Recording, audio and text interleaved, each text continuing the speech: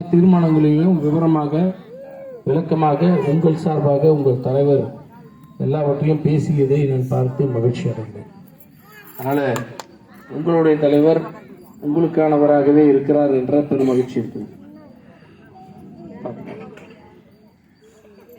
நீங்க எழுந்து பேசுறவங்கள பெண்கள் தான் எல்லாம் பேசுனீங்க. உண்மையிலே எனக்கு பெரும் மகிழ்ச்சியா இருக்கு. அதுலேயும் உங்கள் தலைவர் ஒரு பெண். நார்மலாக எப்படி இருக்குன்னா அந்த பெண்கள் தலைவர்னால அவங்க வீட்டுக்காரர் தான் செயல்படுற மாதிரி இருக்கும். அதெல்லாம் இல்லை அப்படின்னு எப்போ தெரியும்னா ஒவ்வொரு தீர்மானங்கள் வாசிக்கிற பொழுது அதை பற்றின தகவல்களை தெரிந்து அதை உங்களோடு உரையாடக்கூடிய அளவிற்கு தெளிவும் ஒரு அடுத்த திருத்தமாக என்று சொல்வார்களே அப்படி இருக்கிற பொழுது என்ன கோணத்திற்காக என்ன எண்ணத்திற்காக ஒரு ஊராட்சி மன்றத்தில் பெண் தலைவர்கள் வர வேண்டும் என்று இடஒதுக்கீட்டை வழங்கி தேர்ந்தெடுக்கப்பட்டாரோ அதை நிறைவேற்றக்கூடிய தலைவராக உங்களுடைய தலைவர் இருக்கிறார் என்பது பெருமகிழ்ச்சிக்குரியது, பாராட்டுக்குரியது. பல திட்டங்களை நம்ம இங்கே தீர்மானத்தை பற்றி பேசியிருக்கிறாங்க. இங்கே பேசும்பொழுது என்னென்ன திட்டங்கள் என்று சொல்லி நம்ம சொன்னாங்க. அதில் குறிப்பாக நம்மளுடைய தீர்மானங்களாக வாசிக்கிற பொழுது சொன்ன திட்டங்களில் இங்கே நம்மளுடைய 100 நாள் வேலை திட்டத்தை கூலியை முழுமையாக பெறுவதற்கு என்ன வழிவகை இருக்கிறது, அதை பணிதள பொறுப்பாளர்கள் பார்த்துக் கொள்ள வேண்டும். அரசாங்கம் நிர்ணயித்த தொகையை முழுமையாக பெறுவதற்கு ஏற்ற அளவிற்கு அளவீடுகளை செய்து உடனடியாக தரணும்னு சொல்லியிருக்காங்க. சில இடங்களுக்கு 100 நாள் வேலை திட்டம் கிடைக்கவில்லை என்ற குறைபாடுகளும் இருக்கு. ஒரு செய்தியை நான் இப்போ சொல்லி ஆகணும். 100 நாள் வேலை திட்டம்ன்றது எதனால் வந்தது அப்படின்றத முதல்ல சொல்லணும். இது 2009ஆம் ஆண்டு காலகட்டத்தில் கொண்டு வரப்பட்டது. இது கொண்டு வரும்பொழுது அதுக்கு முன்னாடியே 1996ஆம் ஆண்டு காலகட்டங்களிலேயே கலைஞர் அவர் இது போன்ற ஒரு திட்டத்தை வேறு விதத்தில் கொடுத்தார். அண்ணா மறுமலர்ச்சி திட்டம்ன்ற பேரில் கொடுத்து அது இதுக்கு முன்னாடி இந்தியாவில் வேற எங்கேயும் இல்லை. எப்படி கொடுத்தாருன்னா எல்லா ஊருக்கும் அண்ணா மறுமலர்ச்சி திட்டம் இருக்காது. ஒரு ஊர் குறிப்பிட்ட ஊரை தேர்ந்தெடுத்து ஒன்றுனா ஒன்று தான் இல்லை, ஒரு 10 ஊராட்சி இருக்குன்னா அந்த 10ல் 1 இருக்கும். இப்போ காஞ்சிபுரம் ஒன்றியத்தில் 40 ஊராட்சின்னா அதில் 4 ஊராட்சிகள் இருக்கும். ஒன்றுன்னா கடைப்பிடிக்கணும், ஏன்னா அரசாங்கம் நிதி கொடுக்கணும். அந்த ஊரில் இருக்கக்கூடிய சாலைகள், இந்த நீர்த்தேக்க தொட்டி, கால்வாய்க்கள் தேவைப்படுகிற இடத்துல இது மாதிரி சில வேலைகள் செய்வதும் அதுக்கு மக்களுடைய பங்களிப்பும் இருக்கணும்னு சொல்லி இப்போ மக்களுக்கு குறைந்தபட்சம் ஒரு கூலியை அரசாங்கமே கொடுத்து நீங்களும் கிட்ட செய்யுங்கன்னு சொல்லி வைக்கிறதுன்ற ஒரு திட்டத்தை உருவாக்கணும். இது பிறகு 2001 ஆட்சிக்கு திமுக ஆட்சி வர முடியல கலைஞரால், பிறகு அது விடுபட்டது. பிறகு 2006 வந்தபொழுது அப்போ மன்மோகன் சிங் அவர்கள் தான் பிரதமராக இருந்தாங்க. அவரோட பேசினார். அவர் மிகப்பெரிய பொருளாதார நிபுணர், உலகம் அறிந்த பொருளாதார நிபுணர். பொருளாதாரத்தை அடித்தட்டு மக்களிடம் வரைக்கும் கொண்டு சேர்க்கணும், கீழே வரைக்கும் போகணும். அது எப்படி போக முடியும் அப்படின்னா அவங்கக்கிட்ட நம்மளே ஒரு வேலையை கொடுப்போம், அவங்களுக்கு அரசாங்கமே கூலியை கொடுக்கட்டும். அந்த ஊரை பராமரிக்கிறதுக்கு நீங்களே வேலை செய்யுங்க, உங்களுக்கு நாங்களும் கூலி கொடுக்குறோம். அப்போ குறைந்தபட்சம் ஒரு 100 நாள் அப்படின்னு நிர்ணயித்து அந்த குறைந்தபட்சம் 100 நாளுக்கான கூலி போகிற பொழுது கிராமப்புறத்துலேயும் ஏழை எளியோர் எல்லா இடத்துலையும் பரவலாக ஒரு பொருளாதாரம் போய் சேரும். அந்த திட்டத்தினுடைய நோக்கமே அதுதான். அந்த மாதிரி கொண்டு அதை செய்து அதில் பல லட்சம் கோடிகள் நாட்டு மக்களிடம் புரண்டது. இது எப்போ ரொம்ப பெரிய பலமாக மாறிச்சுன்னு எப்போ கண்டுபிடிச்சோம் அப்படின்றது தான் ரொம்ப முக்கியம். நிறைய பேருக்கு அதை பற்றின பலம் தெரியாது. இங்கே கிராமத்தில் உட்காரும்போது நீங்கள் கேட்குறீங்களே எங்களுக்கு 100 நாள் வேலை வேணும், எங்களை உயர்த்தி கொடுங்க, இல்லை பணம் கூலி கொடுங்க அப்படின்னு பேசுறது உங்களுக்கு எங்களுக்கும் உரையாடும் போது பேசும்போது எங்களுக்கு தெரியுது. ஆனால் நாட்டை ஆள்ற பிரதமருக்குலாம் தெரிய மாட்டேங்குது. அவங்க பார்வையில் இது தேவையா, இது எதுக்கு அப்படின்னு குறைக்கலானே முடிவெடுத்து குறைக்கவே ஆரம்பிச்சிட்டாங்க. ஒரு உதாரணத்துக்கு சொல்கிறேன். ஒரு உங்கள் வீட்டில் வேலை செய்கிறவங்களோ இல்லை நீங்களே கூட கணக்கில் எடுத்துக்கங்களேன். நம்ம யாரா வேலைக்கு போயிருக்கீங்கன்னா ஒரு 10 வருஷத்துக்கு முன்னாடி போகும்போது ஒரு 2000 ரூபா சம்பளத்துக்கு போயிருந்தோம்னா இப்போ நம்ம 4000மோ 5000மோ கூடி இருக்கணும்னு எதிர்பார்ப்போம். அதானே பொருளாதாரத்துக்கு ஏற்ற மாதிரி நான் இவ்வளோ நாள் வேலை செய்கிறேன், அப்போ எனக்கு கூடுதலாக பணம் வரணும். அப்படிதான் ஒவ்வொரு நேரமும் ஏறும். ஆனால் ஒன்றிய அரசு என்ன பண்ணுது, இந்த பொருளாதார வளர்ச்சின்றதெல்லாம் இதெல்லாம் தேவையில்லை, நம்ம இன்னும் கொஞ்சம் மாற்றலாம்னு சொல்லிட்டு நிதியை முதல்ல இருந்த லெவல்லேருந்து குறைச்சிட்டே வராங்க. 2014 கொடுத்த நிதி இந்த 100 நாள் வேலை திட்டத்துக்கு முன்ன மாதிரி கிடையாது, குறைச்சிட்டே வராங்க. ஏன் அப்படின்னா தமிழ்நாடு கிராமங்கள் வளர்ச்சி பெற்றுச்சு, தமிழ்நாட்டில் அதிக வறுமை கிடையாது, தமிழ்நாட்டில் வறுமை கோட்டுக்கு கீழே இருப்பவர்களுடைய அளவு குறைஞ்சிடுச்சு, அதனால் நாங்கள் உத்தரப்பிரதேசம் கொடுக்குறோம், பீகார் கொடுக்குறோம், அதை வளம்படுத்துகிறோம்னு சொல்கிறாங்க. அது அவங்களுடைய திட்டத்தினுடைய நோக்கம். நான் அந்த விமர்சனங்களுக்குள்ளே போனால் அது அரசியலாக பார்ப்பாங்க, அதனால் அது வேண்டாம். விவரம் மட்டும் உங்களுக்கு சொல்கிறேன். ஏன்னா நிதி நமக்கு கொடுக்கறது இல்லை. இந்த நிலையிலும் கொடுக்குற நிதியை ஒழுங்காய் போய் சேரணுன்றது தான் தீர்மானமாக கேட்டிருக்காங்க. அதை தான் தலைவரும் வலியுறுத்தி சொன்னாங்க. ஆனால் நம்மளுடைய தமிழ்நாட்டினுடைய முதலமைச்சர் பொறுப்பேற்றதுலேருந்து பல திட்டங்களை கொண்டு வராரு.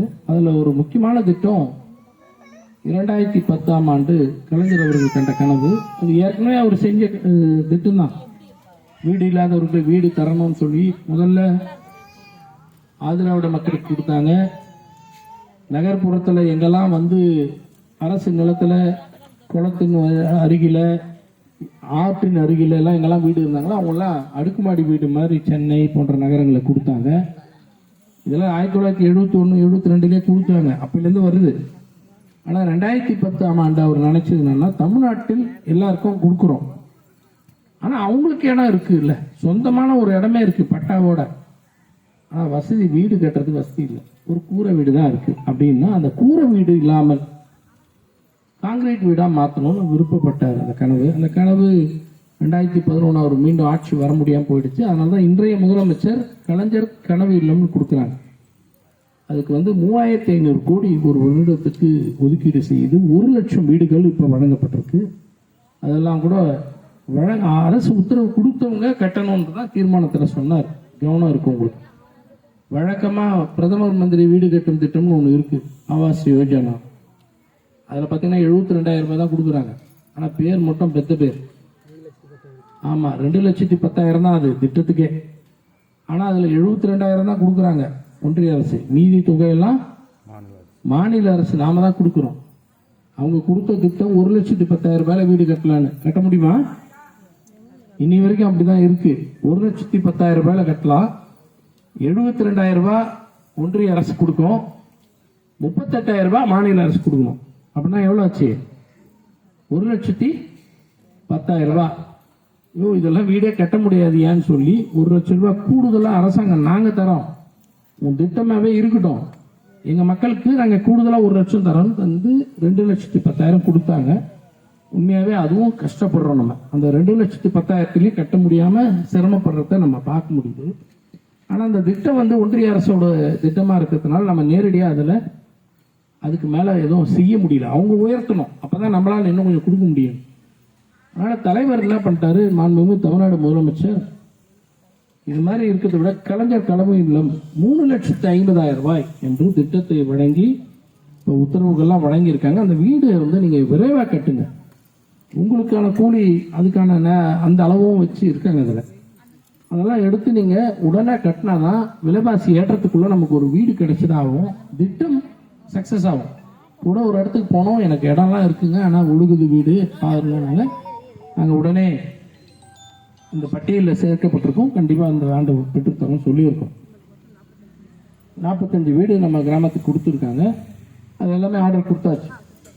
அவங்க எல்லாருமே வேலையை தொடங்கணுன்றது தான் எங்களோட கேள்வி. உங்களோட பேசி நெட்டியா இருந்துச்சு.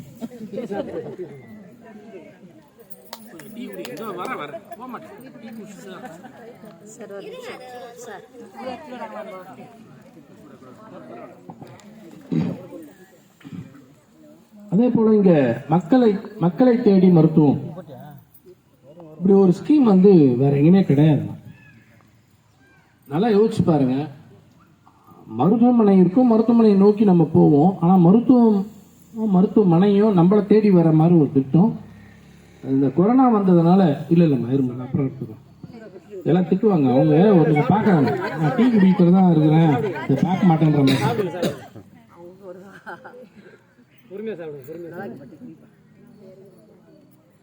கீழே இன்னைக்கு வந்தாலே கொஞ்சம் டீ கேட்பேன் நான் எப்பவுமே, நல்லா இருக்கும்.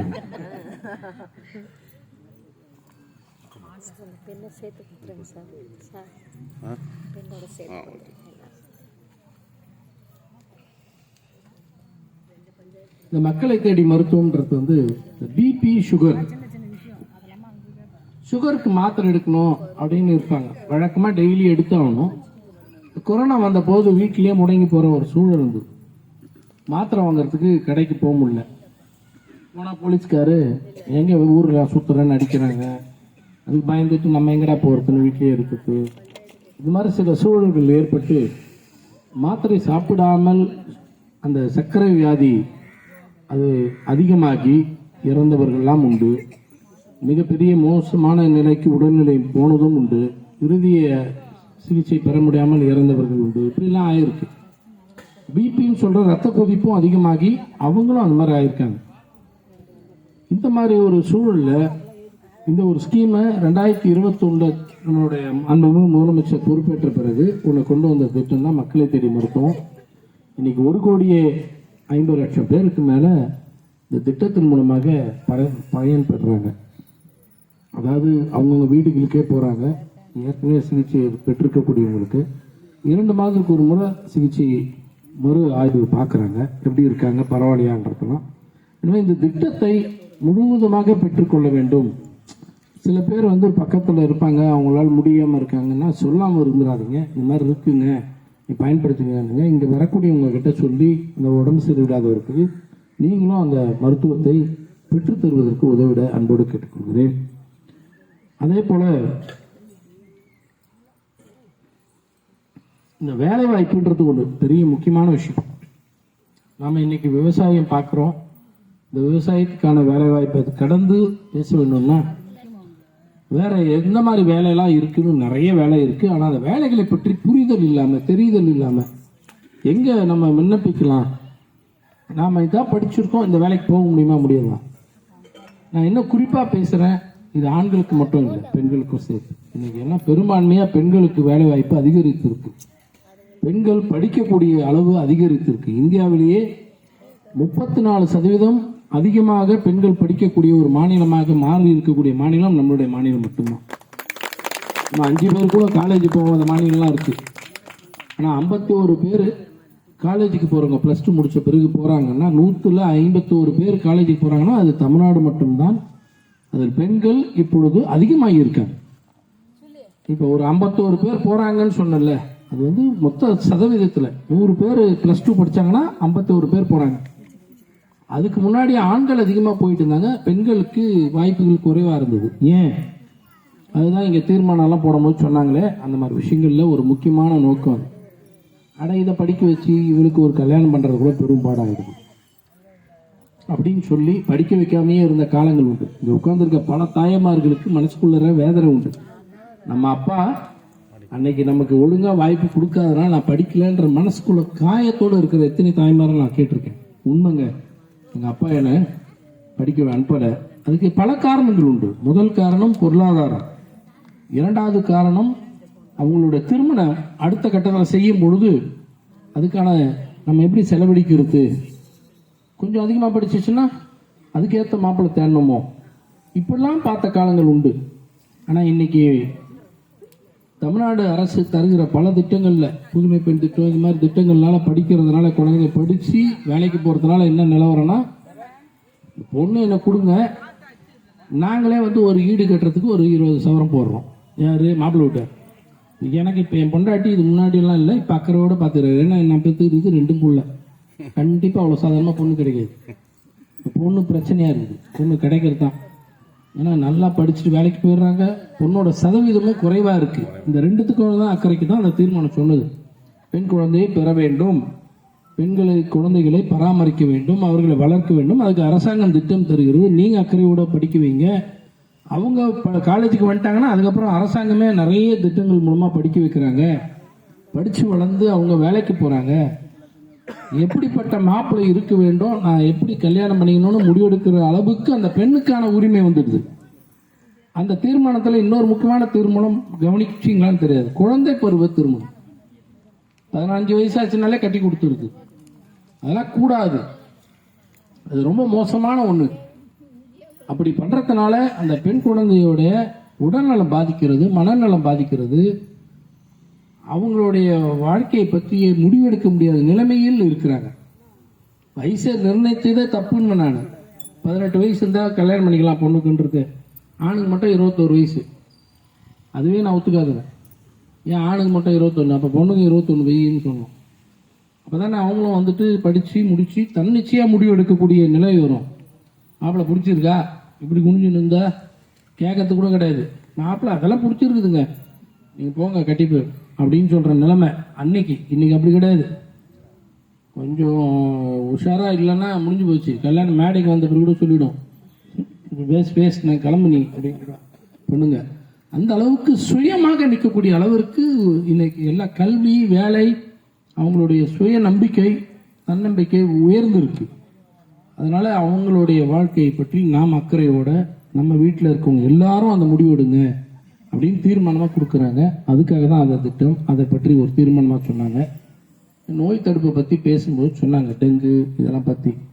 இந்த டெங்குவில் சில பேர் பாருங்கள், இங்கேயே கூட விவாதமாக வந்தது. இப்போ டெங்குன்றது மழை நீரில் வரல, முதல்ல தெரிஞ்சுங்க.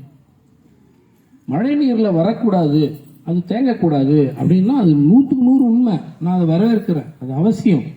உங்கள் குறை நியாயம். அங்கேருந்து வர கொசுவால் வரது மலேரியா வரும், ஆனால் டெங்கு வராது. அதை புரிஞ்சுங்க. அதுக்காக அங்கே தண்ணி தேங்கலான்னு சொல்கிறதுக்கு நான் வரல. தேங்கக்கூடாது, அதை சரிப்படுத்தணும், அதை பார்த்துக்கிறோம், அதை கவனித்து செய்ய சொல்கிறோம். ஆனால் டெங்குன்றது நல்ல தண்ணியில் தான் வருது. அதனால் நம்ம எங்கே இருக்குன்னா அது நம்ம வீட்டை சுற்றி தான் டெங்கு கொசுவே வளருது. அந்த நம்ம வீட்டை சுற்றி வைக்கக்கூடிய சின்ன சின்ன பாத்திரங்கள், சின்ன சின்ன தேங்காய் மட்டை, அது அந்த ஓடோட வச்சுருந்தீங்கன்னா அதெல்லாம் நிற்கிற தண்ணியில் சில பேர் வீட்டில் 2 வீலரோ இல்லை டிராக்டர் டயரோ மாற்றுறாங்கன்னா அதை தூக்கிட்டு போயிட்டு வீணாகிடுச்சு தூக்கி போடாமல் அதை வேற ஓரமாக வச்சுக்கிட்டே இருக்கும். அதில் தண்ணி தேங்கிச்சுன்னா அதுலேயும் வரும். எனவே இந்த மாதிரி நல்ல தண்ணீரில் தான் அது டெங்குக்கான எடிஸ் கொசு புழு மூலமாக பரவுது அந்த கொசுவே அப்படின்றதுக்காக தான் சொன்னாங்க. அதனால் அதையும் நீங்கள் அக்கறையோடு கவனத்தோடு இருங்கன்னு சொன்னாங்க. நம்ம உடல்நலத்தை பாதுகாக்க வேண்டிய கடமை நமக்கு இருக்குன்றதுக்காக தான் அதெல்லாம் சொன்னாங்க. அதனால் அதெல்லாம் நீங்கள் பார்த்துங்க. இப்போ இதெல்லாம் தீர்மானங்கள் சம்மந்தப்பட்டதெல்லாம் பேசுனதெல்லாம் உங்களை உஷார்படுத்துவேன், உங்களுக்கான விளக்கங்கள் தருவதற்கு தான். அவங்க படித்தாங்க, நான் என்ன காதில் வாங்கலைன்னு இல்லைன்னு இல்லை.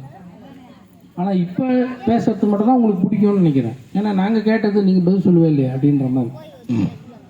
நான் கஷ்டப்பட்டு முதல்லேருந்து பேசுறது, ஆறி போன டீயை குடிச்சிட்டு அப்புறம் சூடாக டீயை கொஞ்சம் கொடுத்து இதெல்லாம் பேசுறதெல்லாம் உங்களுக்கு கவனம் இருக்கா இல்லையான்னு தெரியாது. ஆனால் ஒன்று எழுதி வச்சுங்க, நான் முதல்ல இப்போ பேசினது அத்தனையும் தான் உங்களோட மிக முக்கியமானது. அது உங்களோட வாழ்க்கையை, உங்கள் தனி மனித உரிமை சார்ந்த விஷயம். நீங்கள் அதில் இன்னைக்கு கவனம் செலுத்துறதுனா நான் சொன்ன விஷயத்தெல்லாம் நீங்கள் இழந்த உரிமையை போல உங்கள் பெண் குழந்தையும் இழப்பால். அது இருக்கக்கூடாதுன்னு தான் இவ்வளோ நான் பேசுகிறேன். அதை முதல்ல புரிஞ்சுங்க. அடுத்து பேச போகிறது இந்த ஒட்டுமொத்த ஊர் சம்மந்தமாக ஆகிடும். ஆனால் அது நான் பேசுறது முதல்ல பேசுறது உங்கள் தனிப்பட்ட விஷயம். அதை முதல்ல புரிஞ்சுங்க, அதில் அக்கறையோடு இருங்க. நம்மளோட உடல் ஆரோக்கியம், நம்மளோட உரிமை, நம் பெண் குழந்தையை வளர்ப்பது, அவருக்கான கல்வி, அவர்களை உயர்த்துவது, அவங்களோட திருமண வாழ்க்கை, திருமணமான பிறகு பேறு காலம் சொல்லக்கூடிய கர்ப்ப காலத்தில் அவங்க பராமரிக்க வேண்டிய உடல் நலம், அப்படி வருகிற நேரத்தில் ஏற்படுகிற அந்த குழந்தை பராமரிப்பு, அதோடு இல்லாமல் ஒரு பெண் குழந்தைகள் பெற்றோ அதை பராமரித்து இன்னும் வளர்க்க வேண்டிய திட்டத்தை பற்றி, இந்த பெண்ணை வளர்த்து அவர்களுக்கு கல்வி, அவர்களுக்கான திறனை நீங்கள் தர வேண்டும் என்பதை பற்றி, உங்கள் உடல்நலத்தில் மார்பக புற்றுநோயோ அல்லது கர்ப்ப வாய் புற்றுநோயோ ஏற்படுகிறது என்று சொன்னால் பெண்ணுக்கு அதிகமாக ஏற்படுற விஷயம் அதான். அதுதான் சேர்மன் பேசினாங்க. இது ரெண்டுத்திலுமே கவனமாக இருங்க, சின்ன விஷயமா விட்டுறாதீங்க. ஆனால் நீங்கள் பார்த்தீங்கன்னா ரொம்ப சாதாரணமாக சரிப்படுத்திக்கலாம் அப்படின்றது தான் அவங்க சொன்னாங்க. அதே போல தான் காச நோய்க்காக பரிசோதனை போது உங்கள் பிரசிடென்ட் தலைவர் சொன்னாங்க, நான் போய் அதை பரிசோதித்து வந்தேன் உங்களுக்காக தான் அப்படின்னு சொன்னாங்க. இப்போ பரிசோதித்தா ஒருவேளை இருக்குன்னு கண்டுபிடிச்சா ஒரு 6 மாதம் தொடர் மருத்துவம், அவ்வளோதான். அப்படின்னா அது உடம்பு சரியில்லைன்ற மாதிரி தான். அது பெரிய நோய். அது வந்து ஒரு முறை வந்துட்டா நம்ம அவ்வளோதான் அப்படின்னு சொல்லி ஏமாறாதீங்க. நம்ம வாழ்க்கையை நீங்களே முடிச்சுக்காதீங்க. அந்த நோய் வந்தால் தீர்க்க முடியும், அது நமக்கு தெரியணும். அதுக்காக தான் கண்டுபிடிச்சாதான் அதை தீர்க்க முடியும். அதுக்கு தான் அதை இந்த மாதிரி டெஸ்ட் எடுக்கிற நேரங்களில் வாங்க, வந்து பாருங்க, உங்களை நீங்களே வந்து பார்க்கணும். இந்த என்னது மக்களை தேடி முதல்வர், மக்களுடன் முதல்வர், உங்களின் மக்களுடன் முதல்வர் தான். உங்கள் அது வேற. மக்களுடன் முதல்வர் வந்தோம் இல்லையா, கேம்ப் வந்து 44 டிபார்ட்மெண்ட், 14 டிபார்ட்மெண்ட்ல 44 சேவை சம்பந்தப்பட்டது வந்தது. நம்ம ஊருக்கு வந்ததா? எவ்வளோ பேர் வந்தீங்க அதுக்கு முகாம்? எவ்வளோ நமக்கு தேவைகள் இருக்கும், அதை வந்து மனு கொடுத்து தீர்த்துக்கணுன்ற அக்கறை இருக்கான்னா குறைவா இருக்கீங்க. அது வேற. அது கால்நடை மருத்துவம்ன்றது ஒட்டுமொத்த ஊர் சார்ந்த விஷயம். அதை தான் நான் சொல்ல வரேன். நீங்க கொடுத்த விஷயத்துல எல்லாத்தையுமே மனுவா தான் ஏற்றுக்கிறோம். அதை எல்லாவற்றையும் பார்க்கறது வேற. ஆனா உங்க தனிப்பட்ட விஷயத்த சொல்றேன். நீங்க வந்து கால்நடை மருத்துவமனை வேணும்ன்றது ஒட்டுமொத்த ஊர் சம்பந்தப்பட்ட விஷயம். அது மக்களுடன் முதல்வர் அந்த ஸ்கீம்ல தீர்க்க முடியாது. நான் பேசணும், சட்டப்பேரவையில் அங்கே பேசியிருக்கேன் ஆல்ரெடி. அது உங்களுக்குலாம் நீங்கள் எங்கே நியூஸ் பார்க்குறீங்களா எனக்கு தெரியல, எல்லாம் ட்ராமா பார்க்குறீங்க, அந்த சீரியல் மட்டும் பார்த்து விட்டுறீங்க. செய்திகளாம் நான் நிறைய அப்பப்போ எங்களுக்கெல்லாம் ஒரு நிமிஷம் கிடைச்சா பெரிய விஷயம். சட்டமன்றன்றது ஒரு நாளையில் வந்து ரொம்ப மகிழ்ச்சிமா பார்க்குறீங்களா, ரொம்ப மகிழ்ச்சிமா, உண்மையிலே பாராட்டுறேம்மா. நான் இல்லை அது மாதிரி இருக்கணும், அதான் உண்மை. நான் பல முறை பேசியாச்சு, அதெல்லாம் வரும். அது வந்து நிதி சம்பந்தப்பட்டது, அது கொண்டு வருது. நீங்க கொடுத்தது மகிழ்ச்சி. நேத்து ஒரு 3 நாளா பால்செட்டி திருப்புக்குடி ஹாஸ்பிட்டலுக்கு போனேன்னா, எங்களை வந்து எப்படின்னா மாட்டுக்காக 4 மாட்டுக்காக பராமரிப்பு ஊக்கத்தொகைன்னு ஒன்று தராங்கண்ணா, கூட்டுறவு சொசைட்டில. அது மகளிர் மூலியமா போனோம். அந்த ஒரே ஒரு டாக்டர் கையெழுத்துக்காக நாங்க 3 நாள் திரிஞ்சோண்ணா. நாங்க ஏன்னா ஒரு அலட்சியமான பேச்சு, அலட்சியமான வார்த்தைலாம் எங்களுக்கு தெரியாது அப்படின்ற மாதிரி பேசுறாங்க. நாங்க இப்ப சொல்லிட்டீங்கல்ல, நான் ஒரு விஷயம் சொல்றேன், கரெக்டா இருக்கான்னு பாருங்க. தீர்வு அதுக்கு அதான். இது மாதிரி விஷயங்களை நீங்க இன்னைக்கு கொண்டு வந்ததை நீங்க பிற நாள்ல கூட கொண்டு வாங்க, எப்பயுமே மறக்காதீங்க. அது தெரியுங்க. இல்ல தப்பே கிடையாது நீங்க பேசுறது. ஒரு மருத்துவமனை இங்க இருந்தா நல்லா இருந்திருக்கும்னு ஏன் உங்களுக்கு தோணுச்சுன்னா இது. ஆனா ஒரு மருத்துவமனையை கட்டுறது அவ்வளவு சாதாரண விஷயம் இல்லை. அதுக்கு 1.5 கோடி 2 கோடி தேவை. அதுக்கு தொடர்ந்து மாதம் மருத்துவருக்கான சம்பளம் அதெல்லாம் இருக்கு. அதனால எல்லாவற்றையும் நினைக்கும் போதெல்லாம் என் பக்கத்திலே வச்சுக்கணும் முடியாது. இது சொல்லிடுறேன். நீங்க கேட்டது தப்பு இல்லம்மா, நான் அதை பத்தி நீங்க தப்பா அதுக்கான சூழல் வரும்போது அரசாங்கம் தரும், தராமலாம் இருக்காது. ஆனால் நீங்க இப்ப கேட்டதுக்கு விரைவாக ஒரு தீர்வு மனசுக்குள்ள தோணுச்சு. இப்பயே அதை நான் விரைவாக போய் உட்காந்து இப்ப இங்க போனோம்னா எம்எல்ஏ ஆபீஸ்ல உட்காந்து அந்த துறையோட ஜேடியை கூப்பிட்டு நான் பேசிடுறேன். அது என்னன்னா ஒரு வித்தியாசமான ஸ்கீம், அது நல்லா இருக்கான்னு பாருங்க. நான் இப்ப தோணுச்சு. அதாவது என்னன்னா, நீங்க இங்க தேடிட்டு போக வேண்டாம். இது சம்பந்தமாக ஒரு முகாம் காலையில 2 மணி நேரம் இங்க வருவார். இங்கே இருந்து நீங்க வந்து சர்டிபிகேட் வாங்கிட்டு போறாங்க டாக்டர். நீங்க டாக்டர் தேடி போக வேண்டாம். சரியா? நல்லா இருக்குல்ல? ஏன்னா நீங்க அது மருத்துவமனை வர வரைக்கும் காத்து இருக்கிற விஷயம் இல்லை. இது அது வந்து வேணும் நமக்கு. அது என்னைக்கு வருதோ வரட்டும். இப்ப நம்ம பிரச்சனைக்கு தீர்வு மருத்துவரை தேடி நான் பாலுச்செட்டி போனேன், அங்க கவனிப்பு இல்லாம இருக்காங்க. இது அதை சாதாரணமா நான் விட மாட்டேன். உங்களுக்கு தெரியும் என்னை பத்தி, நான் ஏற்கனவே ஒரு கொஞ்சம் சண்டைக்காரன்னு பேரு. ஆனால் நான் வந்து தீர்வுக்கும் சொல்லிடுறேன். முதல்ல நம்ம ஊருக்கே வந்து ஒரு நாள் 2 மணி நேரம் உட்காருங்க, இங்க மனு கொடுத்து இங்கே ஆய்வு பண்ணி உங்க சர்டிபிகேட் கொடுத்துருங்கன்னு சொல்லு. சரியா? நீங்க அந்த ஊருக்கு அலையாம நான் பண்ணதுக்கு பேசுறேன். ஓகேங்களா?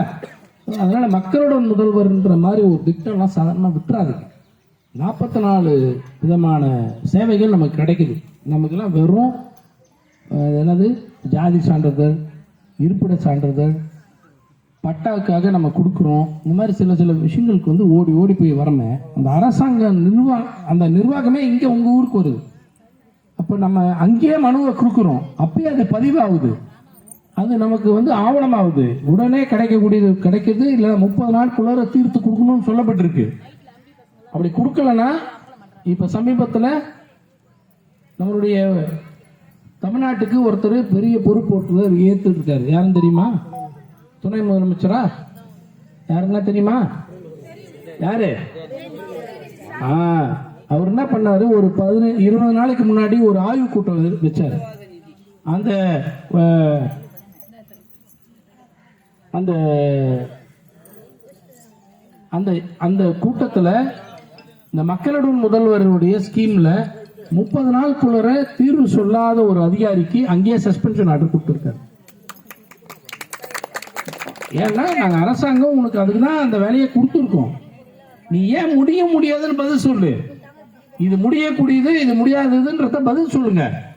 நீ 30 நாள் கடந்து 40 நாள் கடந்து 50 நாள் கடந்தும் நீ பதில் சொல்லாம இருக்கனா உன்னை வேலை நீக்க தான் செய்யணும்னு சொல்லி நீக்கியிருக்காரு. அப்ப இப்படிப்பட்ட ஒரு திட்டம் நமக்கு தமிழ்நாடு முதலமைச்சர் கொடுத்துருக்காரு. அது ஒவ்வொரு மாவட்டத்திலையும் நடத்திட்டு இருக்கோம், ஒவ்வொரு கிராமத்துக்கும் தேடி வரோம். அங்கே வர நேரத்தில் அந்த மனுக்கள் மீது தீர்வு காணப்படுது. அதை மேற்கொண்டு ஆய்வும் பண்றோம், அதில் என்ன நடந்துட்டு இருக்குன்னு பார்க்குறாங்க. இந்த மனு எல்லாமே ஸ்கேன் பண்ணி போகுது, வெறும் இங்கே கையில் வாங்கி கையிலே கொடுக்கல, அது எல்லாமே ஸ்கேன் பண்ணி கம்ப்யூட்டரைஸ் பண்ணி வச்சிருக்கு. அதனால உங்களுக்கு ஒரு எண்ணோட இருக்கும் வருது. அதான் சொல்றேன். அதனால நீங்க அதை பயன்படுத்துங்க. இது மாதிரி பிற்காலத்தில் வரும்போது விடாம பயன்படுத்துங்கன்றது என்னோட வேண்டுகோள். அப்படி மனு கொடுத்து ஏதாவது தீர்க்கப்படாத விஷயங்கள் இருக்குன்னாலும் 1 மாதம் ஆயிடுச்சுன்னா 1 மாதம் கழிச்சு நீங்க சொல்லுங்க, எனக்கே கூட சொல்லுங்க. நான் அதை தாலுகா ஆஃபீஸ்லேருந்து வந்திருக்காங்க, இங்கே வந்திருக்கவங்க குடியக்கிட்ட அவங்ககிட்ட சொல்லி தீர்க்க வேண்டிய பணியை நாங்கள் பார்க்குறோம். முடியக்கூடிய வேலைகளை, முடியாத வேலையை நீங்கள் கேட்டு எனக்கு கொடுத்தா அவனும் சொல்ல முடியாது. வானத்தை வில்லாம மடிச்சு கொடுங்க, சில பேர் சொல்லுவாங்க அந்த மாதிரிலாம். அந்த மாதிரி விஷயமா சொல்லிடாது. முடியக்கூடிய எந்த நியாயமாக முடியக்கூடிய எந்த விஷயமா இருந்தாலும் நாங்கள் முடிச்சு கொடுவோம். அதெல்லாமே கொடுங்க. நீங்கள் அதுக்கு திரும்பிய பதிவு பண்ணிட்டீங்களா? பதிவு பண்ணியிருக்கீங்களா? பதிவு பண்ணியிருக்கீங்கன்னா நிச்சயமாக. இப்போ 1 கோடி பேருக்காக தான் நம்ம திட்டம் வகுக்கப்பட்டது. இப்போ அது 1,17,00,000 பேருக்கு கொடுத்தாச்சு. இன்னும் அதிகபட்சம் ஒரு 4-5 லட்சத்துக்கு மேலே இருக்காது, அவ்வளோதான் தேவை இருக்கும். நிச்சயமாக அந்த முதலமைச்சர் தரத்துக்கான வேலையில் இருக்காரு. என்ன உண்மையாக சொன்னோன்னா கொஞ்சம் நிதியெலாம் கொடுக்க மாட்டாங்க ஒன்றிய அரசு. அதுக்காக தான் போன வாரம் 27ஆம் தேதி டெல்லிக்கு போய் பிரதமரை பார்த்துட்டு வந்தாங்க. சில திட்டங்களுக்கு நிதி இன்னும் கூடுதலாக கொடுத்தா நாங்கள் மக்களுக்கு தான் செய்கிறோம், அதுக்கு வேண்டிய விஷயங்களை தாங்க எங்களுக்குன்னு சொல்லி கேட்டு வந்திருக்காங்க. நாங்கள் வேற திட்டத்துக்கு செலவழிக்க போடுது. இது 13,500 கோடி ஆகுது. இது மகளிர் உரிமை தொகைக்கு மட்டுமே. வேற ஒரு திட்டம், மெட்ரோ ரயில் திட்டம் இருக்கு, இன்னும் பள்ளிக்கூடங்கள் கட்டுறது திட்டம், இதெல்லாம் இருக்கு. நீங்க அதுக்கெல்லாம் திட்டம் கொடுத்தீங்கனாலே போதும், நான் மகளிர் உரிமையை இன்னும் கூடுதலாக கொடுத்துப்பேன் எங்க மக்களுக்குன்னு சொல்றாரு போயிருக்காங்க. அதனால உங்க மனுக்கள் கண்டிப்பா பரிசீலிக்கப்படும். சரிங்களா? இப்போ கடைசியான விஷயத்துக்கு வந்துடுறேன். கீழம்பி ஊராட்சியாகவே இருக்குமா, காஞ்சிபுரம் மாநகராட்சியாக மாறுமா? இல்லம்மா அதான் கேள்வின்ட்டேன். நீங்க சொன்ன கேள்வியே அப்படியே நான் படிக்கிறேன். நீங்க சொன்ன கேள்வி தானே, அந்த கேள்வி அப்படியே நான் படிக்கிறேன். கீழம்பி ஊராட்சியாகவே இருக்குமா, இல்ல மாநகராட்சி ஆயிடுமா, மாநகராட்சியில் இணைந்துடுமா அப்படின்னு ஒரு கேள்வியே வச்சுங்க. அது பற்றி உங்ககிட்ட நாங்க பேசுறோம், நாங்க பேசாம இருக்க போறதில்லை. மாநகராட்சி அப்படின்னு ஆகிறதுக்கான காரணங்கள் என்னன்னா, தேவைப்பட்டா அவங்க விரிவாக்கத்துக்கு பரிந்துரைத்திருக்காங்க. உங்களுக்கு வேண்டான்றது நீங்க மறுக்கும் போது அதை நாங்க பதிவு பண்றோம், கண்டிப்பா சொல்றேன். சரி, அப்ப நான் ஒண்ணு கேட்பேன். இல்ல, அதாவது உங்களோட உரையாடுறேன், நான் பேசுறேன் உங்களோட. நான் எதுவுமே உங்களுக்கு மாறுபட்டு பேசுறேன்னு நினைக்கக்கூடாது. சில விஷயங்கள் நான் ஒன்று சொல்ல நீங்கள் ஒன்று சொல்லும்போது தான் எனக்கும் புரியும், உங்களுக்கும் நான் சொல்றது புரியும். அதனால வீட்டில் நடக்கிற மாதிரி தான், புரியுதுங்களா? வீட்டில் பேசுவோம் இல்லையா, ஒரு விஷயத்துக்கு கல்யாணத்துக்கு மொழி எழுதுறது எவ்வளோ எழுதலாம், 100 ரூபாய் வரைக்கும். அதான் 100 ரூபாய் எழுதினா போதுமா, 200 ரூபாய் எழுதலாமா? இல்லை அவங்களுக்கு 500 ரூபாய் எழுதலாம் நமக்கு வேண்டியவங்க. இது எப்போ ஒப்புக்கு வந்தாங்க, 100 ரூபாய் எழுதினா போதும் அப்படின்னு நினைக்கிறது. இது பேசிட்டு தானே முடிவு எடுப்பீங்க. அது மாதிரி நம்ம பிள்ளைகளை கூட வளர்க்குறதுல இந்த வருஷம் பொங்கலுக்கு என்ன எடுத்து கொடுக்கலாம் அப்படின்னு நீங்கள் பேசுகிற மாதிரி நினச்சிட்டு பேசுங்க. அப்போ ஒரு விஷயத்த நான் மாறி சொல்கிறேன்றதுக்காக நான் உங்களுக்கு மாறுபட்டவன்னு நினைக்கக்கூடாது. சில விஷயத்த நம்ம சொல்கிறேன், அவ்வளோதான். இது மாநகராட்சி அப்படின்னா நல்லா யோசிச்சு பார்த்தீங்கன்னா, சென்னைன்றது மாநகராட்சி எவ்வளோ பெருசுன்னு உங்களுக்கு தெரியும். ஆனால் 25 வருஷத்துக்கு முன்னாடி, 25ல் 30 வருஷமே ஆயிடு போகுது. கிட்டத்தட்ட 97, 98ல் கிட்டத்தட்ட 28 வருஷம் ஆகுது, 26 வருஷம். அப்போ ஒரு புள்ளி விவரம் எடுத்தாங்க. இந்தியா விடுதலை பெறுவதற்கு முன்பாக பெரும் மாநகராட்சினா 3 தான். ஒன்று சென்னை, இன்னொன்று மும்பை, அதான் பாம்பேன்னுவாங்க, இன்னொன்று டெல்லி இல்லை கல்கட்டா. இந்த 3 தான் இருந்தது. பிறகுதான் அடுத்து நகரங்களை, பெருநகரங்களை உருவாக்கணும்னு முடிவு எடுக்கிறாங்க. அப்பப்போ அங்கங்கே எங்கெல்லாம் வாய்ப்பு இருக்கோ உருவாக்குனாங்க. இப்போ தமிழ்நாட்டிலே பார்த்தீங்கன்னா கோயம்புத்தூர் இருக்குது, மதுரை இருக்குது, திருச்சி இருக்குது. இதெல்லாம் பெருசு. அப்புறம் தான் நம்மளே மாநகராட்சி. இப்போ அது உண்மையாகவே பெருசாக இருக்குன்னா அதெல்லாம் முதல். அது மாதிரி பெங்களூர் இருக்குது, அந்த பக்கம் பார்த்தீங்கன்னா ஹைதராபாத் இருக்குது. இது மாதிரி பெரிய பெரிய நகரங்கள் உண்டு. ஆனால் இந்தியா விடுதலை பெற்று 75-77 வருஷம் கடந்து கூட பெங்களூர் உருவான பெரிய நகரம் மாதிரி சென்னை இல்லை.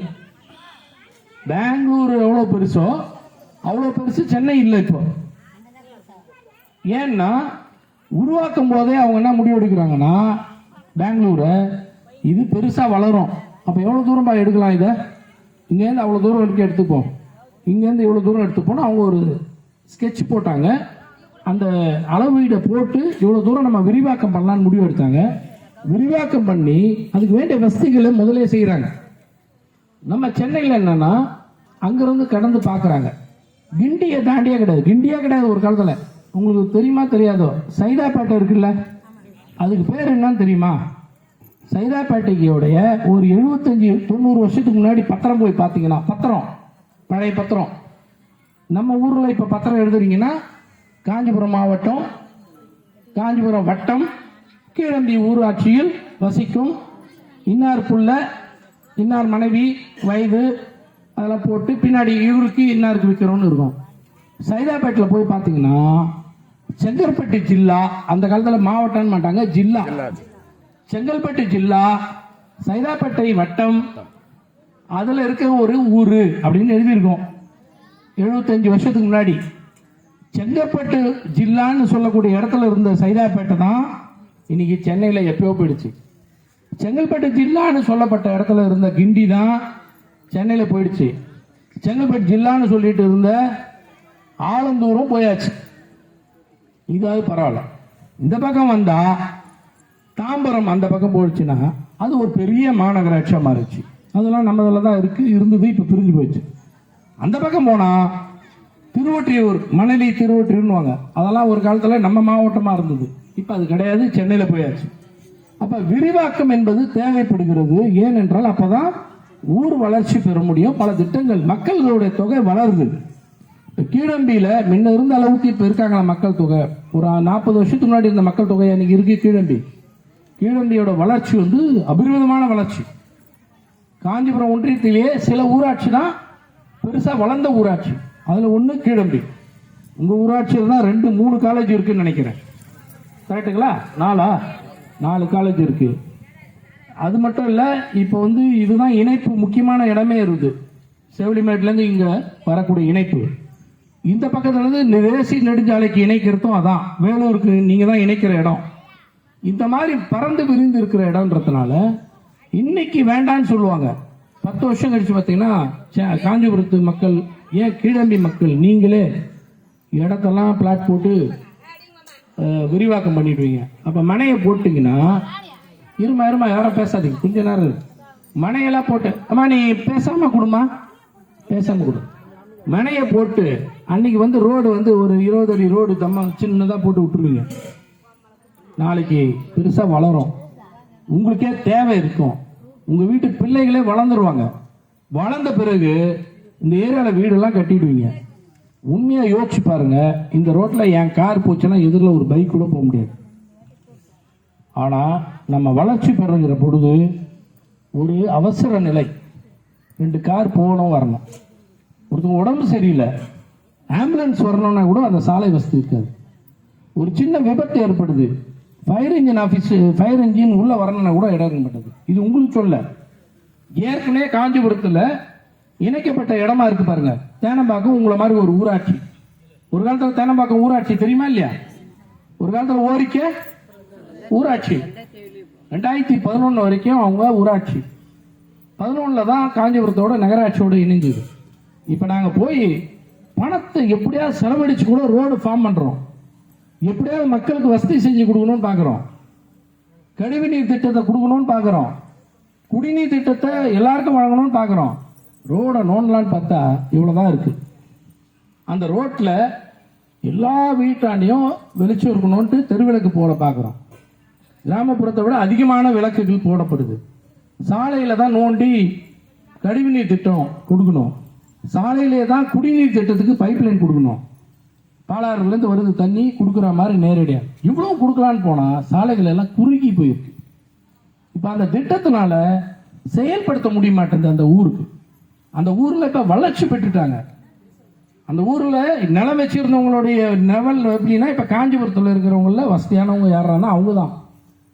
நான்லாம் கூட கிடையாது. எனக்கு கூட கொஞ்சம் எங்கள் அத்தை வீடு இங்கே தான், அது பக்கத்தில் தான். ஆனால் அமராவதி படத்தில் அது அப்போயே என்கிட்ட நான் எதனா எங்கள் அத்தைக்கிட்ட கொஞ்சம் கேட்டுக்கிட்டு வாங்கிருக்கலாம் போது, 1 ஏக்கர் நிலம் இப்போ இல்லை. இன்றைக்கி வந்து பார்த்தீங்கன்னா காஞ்சிபுரத்தில் எனக்கு வீடு இருக்குது. ஆனால் கீழம்பியில் 1 ஏக்கர் வாங்கியிருந்தேன்னு வச்சுங்க, இன்றைக்கி பல மடங்கு நான் அதிபதியாக இருந்திருப்பேன். இப்போ ஒன்றிய செயலாளர் குமார் இருக்காருன்னா வசதியானவர். ஏன்னா அவங்க அப்பா அன்னைக்கு காலத்தில் சேர்த்து வச்சிட்டாரு. இவர் சேர்த்தல, அவங்க தாத்தா சேர்த்தாரு, அவங்க அப்பா அதை பராமரித்து வச்சாரு, செலவு பண்ணாமல் வச்சிருந்தாருலம்மா. அது சொல்கிறேன், எங்கள் அப்பா வீணாக்கிட்டு கூப்பிட்டாரு, அவங்க அப்பா வீணாக்காமல் வச்சிருந்தார். இன்னைக்கு வேல்யூ எவ்வளோன்னா பயங்கரமாக பன்மடங்கு ஆயிடுச்சு அவருக்கு நிலம்லாம். இப்போ நான் வந்து விவசாயமே பார்க்கலான்னு ஆசைப்பட்டா கூட நிலம் வாங்க முடியல. ஆனால் இன்னைக்கு வசதியானவர் அவர் தான். அவர் இந்த நீலகண்டன் அவங்களாம் பார்த்தீங்கன்னா ஒரு பெரிய கோட்டீஸ்வரர் இருக்குது. நாங்கள் ஒரு வீடு வச்சுருந்தது, 2 மனை இருக்குது.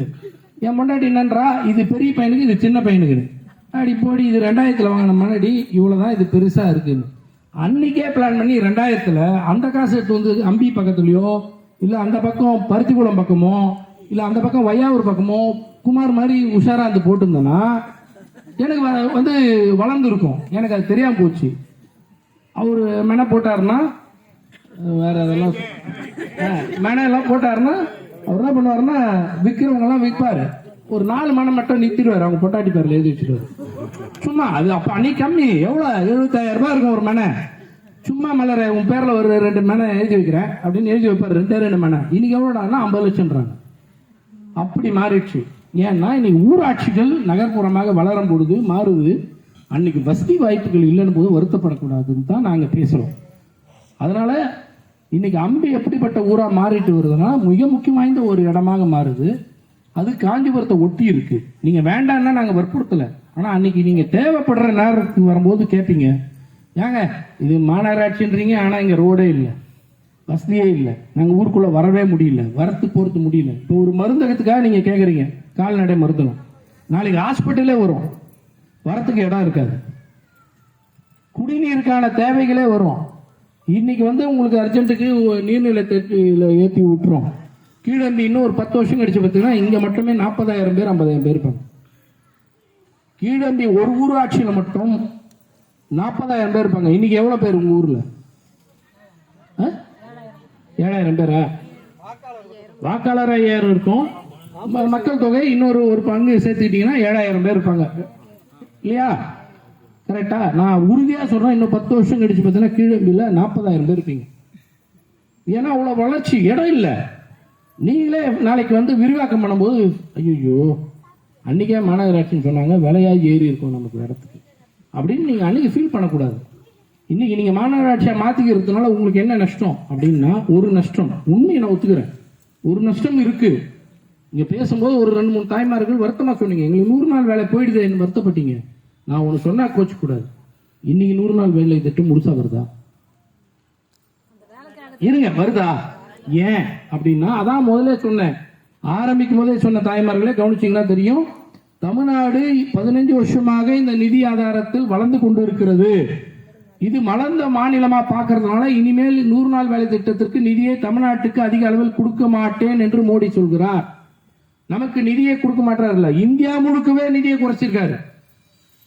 ஒரு 2 லட்சம் கோடி இருந்து இருக்க வேண்டியது இன்னைக்கு எவ்வளோனா 1,23,000 கோடி ஆகி இப்போ 1 லட்சம் கோடிக்கு வந்துட்டாரு இந்த வருஷம் பட்ஜெட்ல. உண்மையா சொன்னா இன்னைக்கு 2.5 லட்சம் கோடியா மாறிடணும், இல்ல 2.25 லட்சம் கோடியா மாறிடணும் ஒரு 5 வருஷத்துல இருந்து கணக்கு எடுத்தீங்கன்னா. ஏன்னா நம்ம முதல்ல சொன்ன மாதிரி ஏறி இருக்கணும் திட்டம், இது மிக முக்கியம் வாய்ந்தது. ஆனா குறைக்கிறார் அவர், இந்தியா முழுவதுக்கும் குறைக்கிறார். அப்படி குறைக்கிற நிதியிலும் தமிழ்நாட்டுக்கு முழுதா குறைக்கிறார். ஏன்னு கேட்டா 10 வருஷம் கொடுத்தாச்சு, 12 வருஷம் கொடுத்தாச்சு, உங்க ஊர்லாம் வளர்ந்தாச்சு, எங்க பக்கம் இன்னும் சோறே பார்க்காதவங்க இருக்காங்க. இப்படி சோறே பார்க்கல, ரோடு பார்க்கல. இன்னொரு விந்தையா சொன்னா நீங்க ஆச்சரியப்படுவீங்க. நம்மளுடைய மகாராஷ்டிராவுக்கு அந்த பக்கம் போயிட்டீங்கன்னா கரண்ட் பார்க்காத வில்லேஜ் இருக்கு. நம்ம கரண்ட்டை பார்த்தது 1974. வீடுகள் மொத்தத்துக்கும் வந்ததோ இல்லையோ, உங்கள் தெரு விளக்கு எரிஞ்சிருக்கும். அப்போ வசதிக்கானவங்களுக்கு இருந்தது. 96 கலைஞர் வந்தார், ஒரே வார்த்தை சொன்னார். 89 கலைஞர் வந்தார், விவசாயிக்கெல்லாம் இலவச மின்சாரம் கொடுறாரு. 3 ஃபேஸ் 3 ஃபேஸ் மின்சாரம் கொடுத்தாரு. 96 வந்தாரு, இன்னும் விளக்கு எரியாத வீடு இருக்கா? ஒரு விளக்கு, அது பேரு சிங்கிள் பல்பு, ஒரு விளக்கு இருக்கணும் அந்த வீட்டுக்குள்ளற அப்படின்னு கொடுத்தாரு. இன்னைக்கு யாராவது கீழம்பிக்குள்ளற இபி கனெக்ஷன் இல்லைன்னு சொல்றவங்க இருக்கீங்களா? ஆனா இன்னும் வடநாட்டில் இபி கனெக்ஷனே பார்க்காத ஊர் இருக்கு. நீங்க முடிந்தா டூர் போக முடியும்னா போய் பார்த்துட்டு வாங்க. காசி, இந்த பக்கம் மத்திய பிரதேஷ், உத்தரப்பிரதேஷ், ராஜஸ்தான்லாம் போனீங்கன்னா ஏங்க பூசு வேலை பண்ணாத வீடு இருக்குங்க. வெறும் செவுறு கட்டி இருப்பாங்க, மேலே வந்துட்டு ஷீட் அடிச்சிருப்பாங்க. இந்த ஷீட் இல்ல, ஆஸ்பெஸ்டாஸ் ஷீட்டு, சிமெண்ட் ஓடுவீங்களா, அது அல்ல, இரும்பு ஷீட் அடிச்சு வச்சிருப்பாங்க.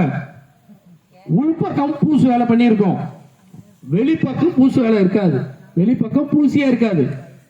எங்கன்னு சொல்றேன், எங்கேயோ தேடாதுங்க. டெல்லிக்கு போயிட்டீங்கன்னா ட்ரெயின் விட்டு இறங்கினீங்கன்னா மெயின் டெல்லிக்கு போகாம இன்னொரு டெல்லி இருக்கு, பழைய டெல்லின்னு.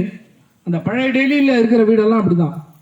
ஒரு காரணம் உண்மையிலே வருவாய் இல்லை. இன்னொரு காரணம் என்ன தெரியுங்களா? இந்த பக்கம் பூசிட்டுனா வீட்டுக்கு வரி, வெளிப்பக்கம் பூசலாம் வீட்டுக்கு வரி இல்லை. எவ்வளவு சூப்பர் ஸ்கீம் பார்த்துங்க. வெளிப்பக்கம் பூசிட்டுனா வரி, வெளிப்பக்கம் பூசலாம் வரி இல்லை. இந்த ஒரு காரணத்துக்காகவே டெல்லி மாநகரம், தலைநகரம், இந்தியாவினுடைய பெருமைன்னு சொல்ற இடத்துலயே இது இருக்கு. ஆனா தமிழ்நாட்டில் குடிசை வீடை கூட இல்லாத தமிழ்நாடாய் மாற்றுவதற்காக திட்டங்கள் தீட்டப்பட்டிருக்கு. வயிறார உணவு உண்ணுவதற்கு கண்டிப்பாக அரிசி வழங்குவது இலவசமாக்கப்பட்டிருக்கு. சில பேர் கிண்டல் அடிப்பான், இது ஓசின்றவன், இது சும்மான்றான், இது எதுக்கு ஃப்ரீ, இது எதுக்கு இலவசம், மக்கள் என்ன சும்மா எல்லாத்தையும் இலவசம் கொடு கிடையாது. இது அவங்களோட பணம். அந்த சாப்பாடு சாப்பிட்டா சுகர் வர மாட்டேங்குதுனா, நல்லா இருக்கு இல்ல? கரெக்டா சொன்னாங்க, ரொம்ப மகிழ்ச்சி. நான் என்ன சொல்ல வரேன்னா, அது எதுக்கு பாக்குறாங்கன்னா அந்த திட்டத்தை அப்படின்னா, மக்களுக்கு வந்து வேற நேரத்தை செலவழிக்கணும். சும்மா காசு கொடுக்க முடியாது, வயிறார உணவு உண்ணணும். நீங்க நல்லா யோசிச்சு பாருங்கம்மா, 25 வருஷத்துக்கு முன்னாடி பஞ்சத்தால் இறந்தார்கள். நல்ல வார்த்தையை பாருங்க, பஞ்சம். பஞ்சம்னா என்னது? சோறு இல்லாம செத்துட்டாங்க. நாங்க இந்த 25 வருஷத்துல இவ்வளவு மாறு இல்ல, சோறு இல்லைன்னு யாரா செத்தாங்கன்னு சொல்லுங்க. நோய் வாய்ப்பட்டு செத்துருப்பாங்க. சோறு சாப்பிட்றதுக்கு வழி இல்லாம செத்துட்டாங்கன்னு யாருன்னா இருக்காங்களா? யோசிச்சு பாத்தீங்களா நம்ம எவ்வளவு தூரம் மாறி வந்திருக்கோன்னு? இன்னை வரைக்கும் சப்பாத்திக்கு வெறும் உப்பு வச்சு சாப்பிட்ற இடம் வடநாடு. சப்பாத்திக்கு தொட்டுக்கிறதுக்கு எது? உப்பு. ஆனா இங்க அப்படி கிடையாது. காலையில சிற்றுண்டி கூட நம்ம வீட்டில் கூட அவ்வளோ டேஸ்டா கொடுக்க மாட்டோம். குழந்தைங்களுக்கு சிற்றுண்டி அவ்வளோ சூப்பரான டிஃபன் இருக்குது. ஒவ்வொரு நாளைக்கும் ஒன்று ஒன்று. நான் போய் கேட்குறேன், அது எங்களுக்கு ரொம்ப பிடிச்சது பொங்கல். அப்புறம்டா கேசரி கூட சில நேரத்தில் போடுறாங்க. அப்புறம் ரவா பொங்கல் இருக்கு, கிச்சடி இருக்கு, வெரைட்டி. குழந்தை எவ்வளோ மகிழ்ச்சியாக சிரிக்கிறாங்க. அந்த குழந்தை என்ன இலவசத்துக்காகவா?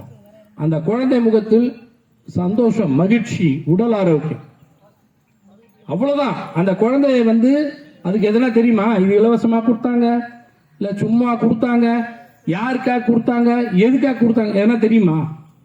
வீட்டில இருந்து அவசரமா பெண்மணி வேலைக்கு போகணும்னு அனுப்பிச்சிடுறாங்க. சில பேர் வீட்டில் சமைக்க முடியாத அளவுக்கு பொருளாதார பிரச்சனை இருக்கா, போடா வீட்டுக்குன்னு ஸ்கூலுக்குன்னு அனுப்புறாங்க.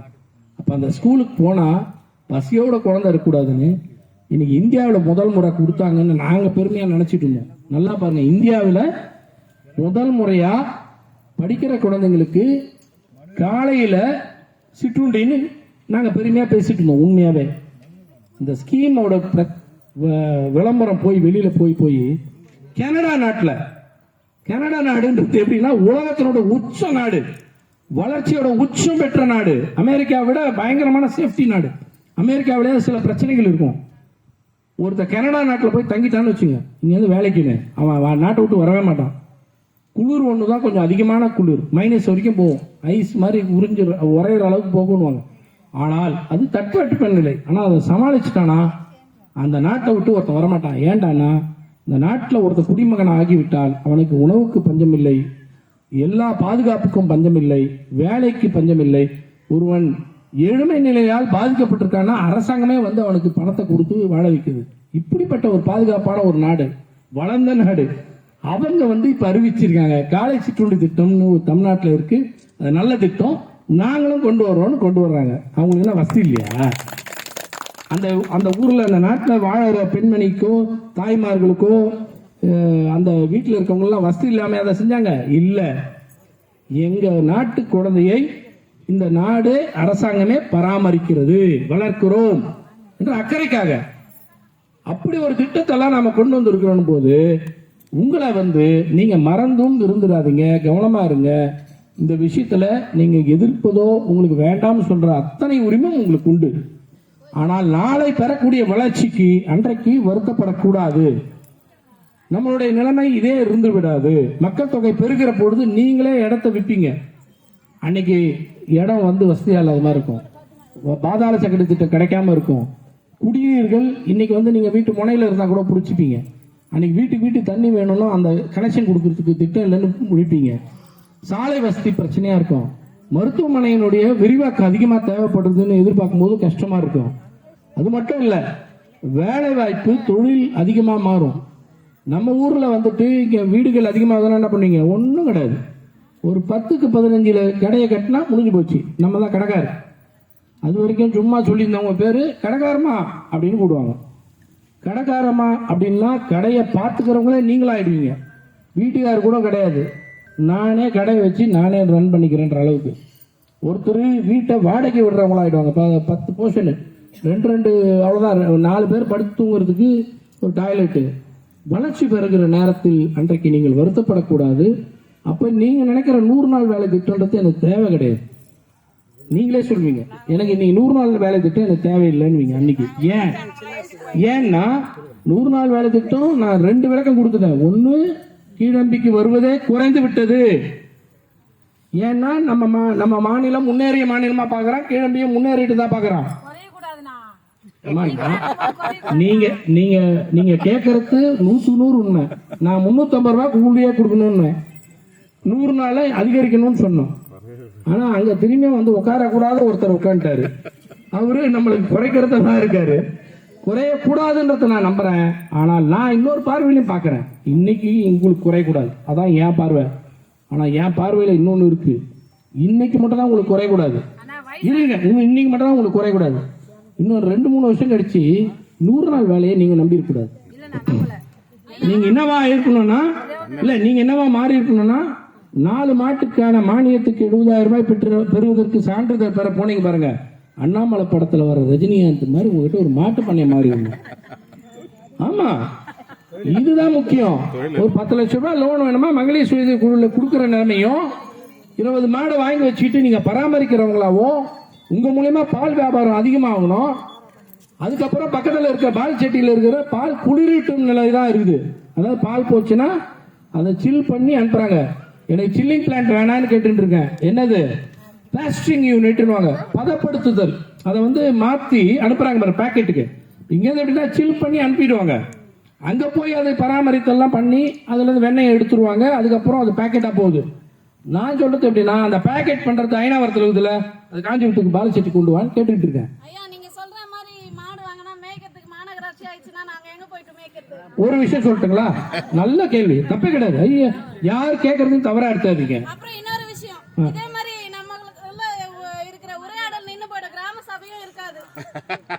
அதுக்கும் பதில் சொல்லு. நான் 2த்துமே பதில் சொல்றேன். கரெக்டான கேள்வி, எனக்கு ரொம்ப பிடிச்சிருக்கு. குமார் லேட் ஆச்சுன்னு கோச்சிக்க வேண்டாம் யாரும். ஏன்னா மக்கள் இவ்வளவு பேசுறாங்க போது எனக்கு அவங்கள விட்டு வரதுக்கு எனக்கு இஷ்டம் இல்லை. நான் அவங்களோட பேசிட்டு தான் போனோம். எனக்கு உண்மையா சொல்றேங்க, பெருமையா நினைக்கிறேன்.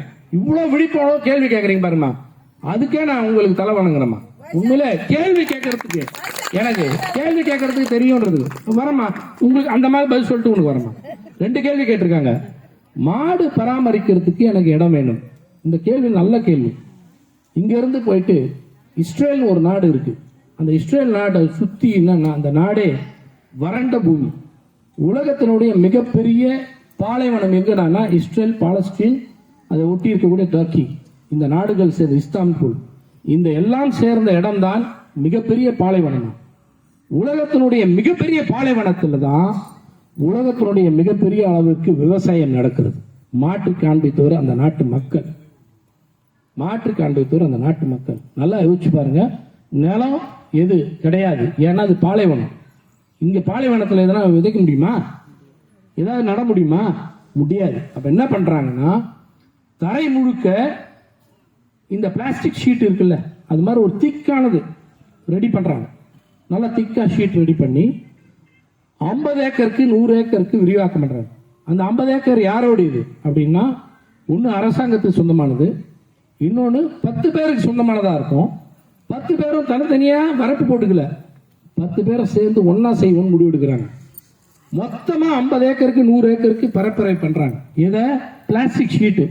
இப்ப மண்ணு வெறும் மண்ணு இருக்கு பாருங்க, அது மேல பிளாஸ்டிக் ஷீட் வந்துச்சு.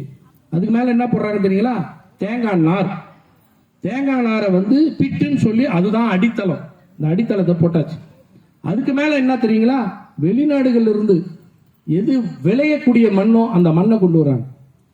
ஏன்னா பாலைவன மண்ணு விளையாது, விளையக்கூடிய மண்ணெல்லாம் கொண்டு நிரப்புறாங்க. எவ்வளவு உயரத்துக்கு? இவ்வளவு உயரத்துக்கு. இவ்வளவு உயரத்துக்கு உயர்த்திட்ட பிறகு அது முழுக்க சாணம் போன்ற இயற்கையான உரங்களை ஃபுல்லா போடுறாங்க. 50 ஏக்கரோ 100 ஏக்கரோ 1000 ஏக்கரோ எங்கெல்லாம் வாய்ப்பு இருக்கோ பண்றாங்க. இதெல்லாம் மண்ணை பதப்படுத்திடுறாங்க. இப்ப மண்ணு தயாரா இருக்கு. இப்ப என்ன பண்றாங்கன்னா, நடுவுல ரோடு போடுறான். நிலத்துக்கு இடையில வரப்பு கட்டல, நல்லா கவனிங்க, ரோடே போடுறான். சின்ன சின்ன ரோடு, ஒரு 8 அடி 10 அடிக்கு 12 அடிக்கு ரோடு. அது இதுக்கு நான் அப்புறம் சொல்றேன். ரோடே போட்டுறான், எல்லாத்தையும் போட்டாச்சு. முதலியே ரோடு போட்டுறான், அந்த மண்ணு பரப்புக்கு முன்னாடி எல்லாம் பண்ணியாச்சு.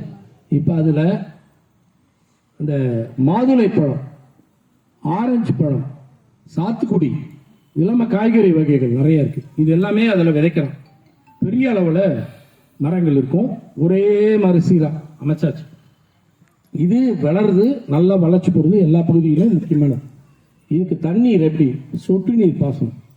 ஏன்னா பாலைவனத்தில் சுற்றி இருக்கிற இடத்துல தண்ணி கிடைக்காது, அதனால வெளியிலேருந்து கொண்டு சொட்டு நீர் பாசனம் தேவையான அளவுக்கு. ரோட்டுக்கு தண்ணி இருக்கு.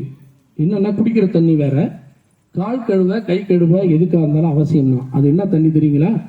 நம்ம யூரின் போய் கழிவு நீர் போய் மொத்தம் போன பிறகு அதை கழிவு சுத்திகரிப்பு பண்ணி அந்த தண்ணி வருது. அது ஒரு பக்கம், இது ஒரு பக்கம்.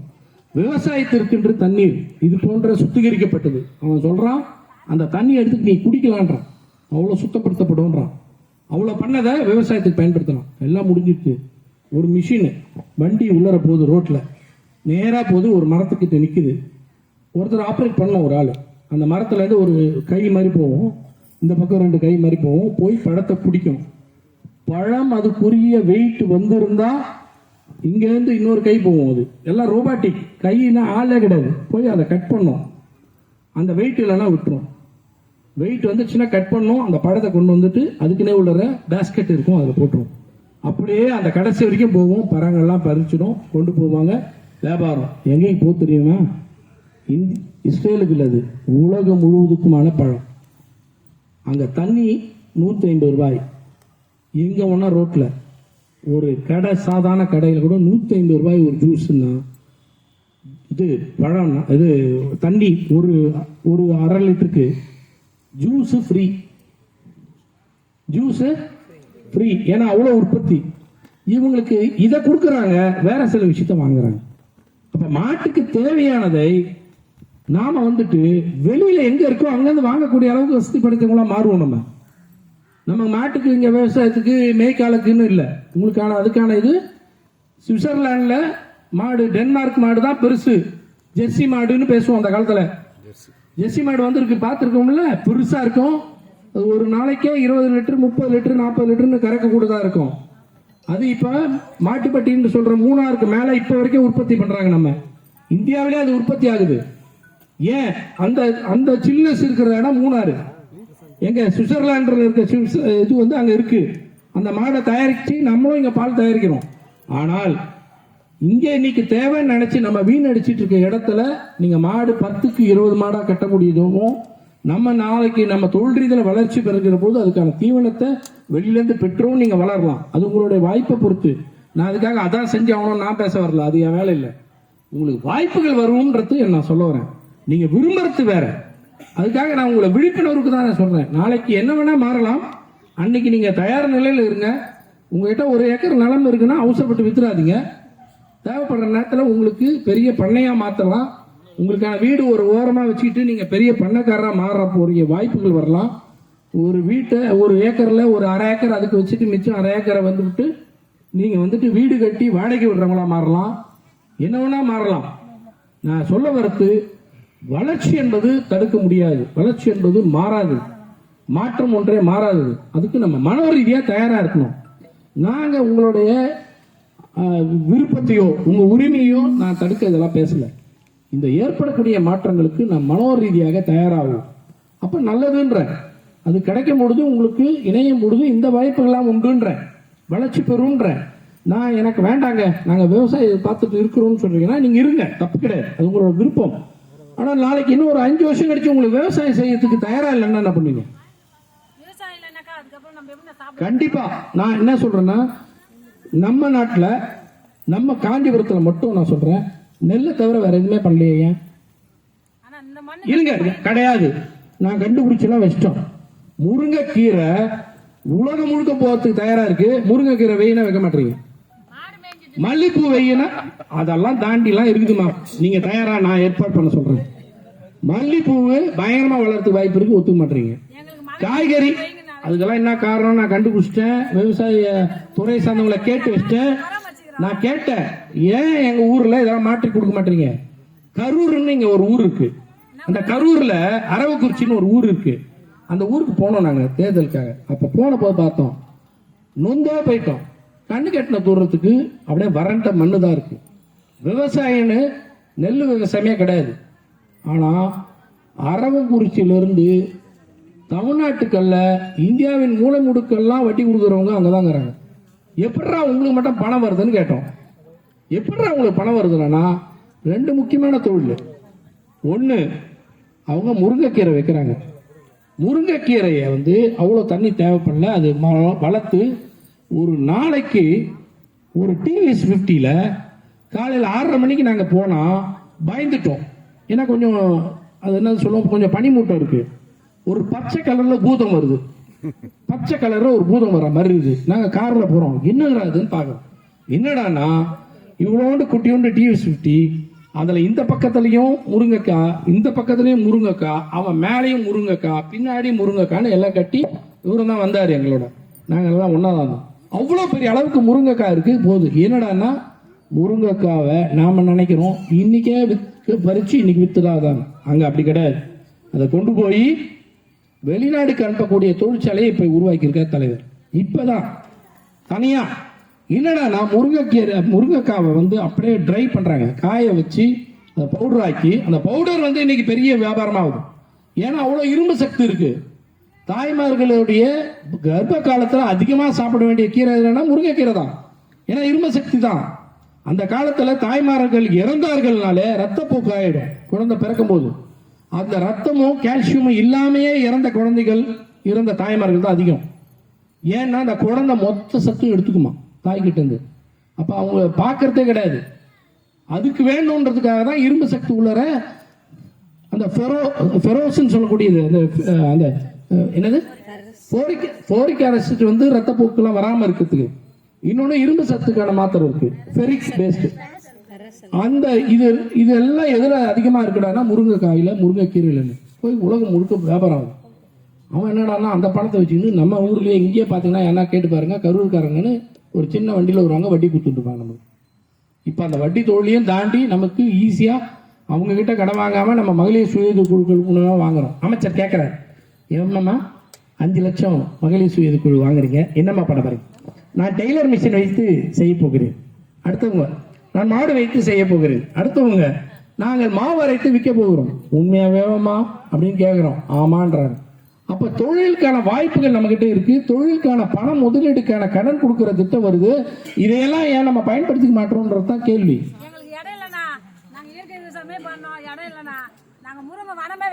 சரி, இல்லை நான் இருக்கிற வாய்ப்பு இருக்கவங்களும் சொன்னேன், இல்லாதவங்களுக்கு நம்ம வேற தொழிலை பார்த்துருவோம், தப்பே கிடையாது. இதெல்லாம் எதுக்கு சொல்றேன்னா, இவ்வளவு மாற்றமும் நமக்கு கண் முன் இருக்கிறது. விரும்பவர்கள் விரும்புங்கள், விரும்பவில்லை என்றாலும் சொல்லுங்க, அது தவறு இல்லை. தயவு கூர்ந்து சில விஷயங்களை நீங்க இன்னும் ஒரு முறை யோசித்து முடிவெடுத்து அந்த எந்த விதமான கருத்தையும் தெரிவிக்க நான் நண்போடு கேட்டுக்கிறேன். அப்புறம் இன்னும் ஒரு கேள்வி கேட்டீங்களா, அது என்னது? கிராம சபை கூட்டம் என்றது இந்தியா முழுக்க இருக்கு.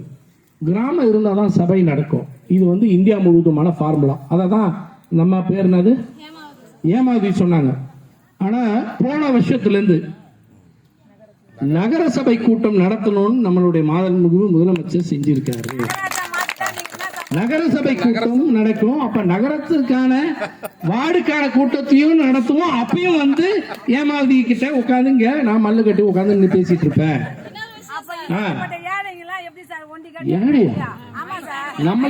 நம்ம எல்லாரும் அப்படி சொல்லிக் கூடாது. அதெல்லாம் மாறலாம், நம்ம நினைச்சா மாறுவோம். ஏன் ஏந்துக்காமையே சொல்லிட்டோம், அவங்கள வேற பாவம் கஷ்டப்படுது. என்னம்மா? இல்ல இல்ல இல்ல இல்ல நீங்க உட்காருங்க. உங்களுக்கான உதவித்தொகை பெற வேண்டியது நாங்க தரோம். முதியோர் உதவித்தொகை வருதா இல்லையா?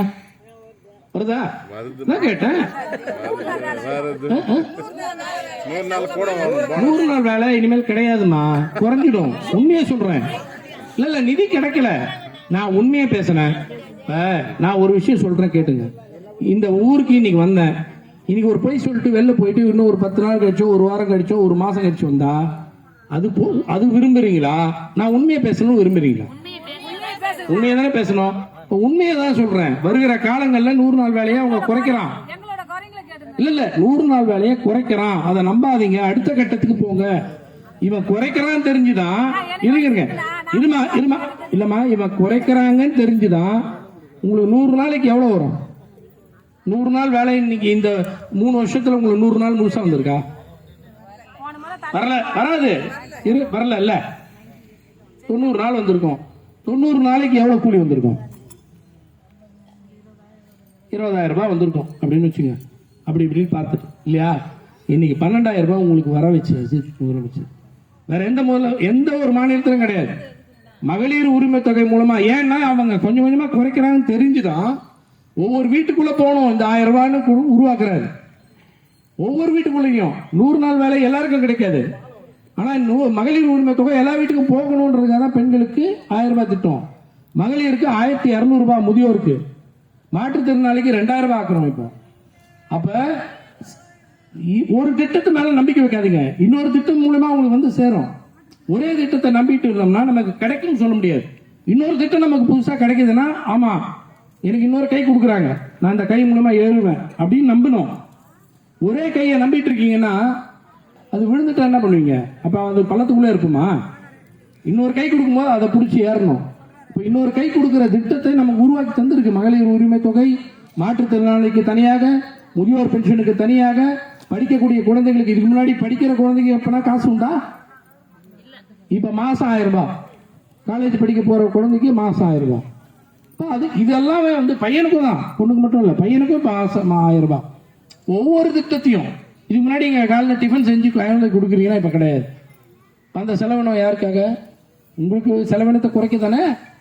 நான் பழைய சாதம் கூட சாப்பிட்டுக்கிறேன்னு. ஆனா பழைய சாதம் உண்மையிலே உடம்பு நல்லது. நான் வாரத்தில் 3 நாள் குறைந்தபட்சம் சாப்பிட்றேன். உண்மையிலே அவ்வளோ நல்லது. அப்போ அந்த பழைய சாதம் நம்ம சாப்பிட்டுக்கிறோம். ஆனால் நம்ம குழந்தைக்கு பிடிக்குதோ தெரியாது. ஆனால் இன்னைக்கு என்ன 5 நாளும் ஒரு டிஃபன் கொடுக்குறாங்களா இல்லையா? இந்த ரோஸ் புடவை கட்டியிருக்காங்களே அவங்க அந்த குட்டி பொண்ணு ஸ்ரீநிதியை கூப்பிட்டா அவங்க கிட்ட தான் போகுது, என்கிட்ட வரல. ஏன்டா நான் காலையில் டிஃபன் கொடுக்குறவங்க இவங்கள தான் இருக்கிறாங்கன்னு அதுக்கு அவங்க கிட்ட போகிறாங்க. அப்போ அந்த மாதிரி உங்களோட நெருங்கி இருக்கிறோம். அதனால தயவு கூர்ந்து நீங்கள் எந்த ஒரு விஷயத்தையும் சொல்லுங்க, கண்டிப்பா உங்களோட உரையாடுவோமா.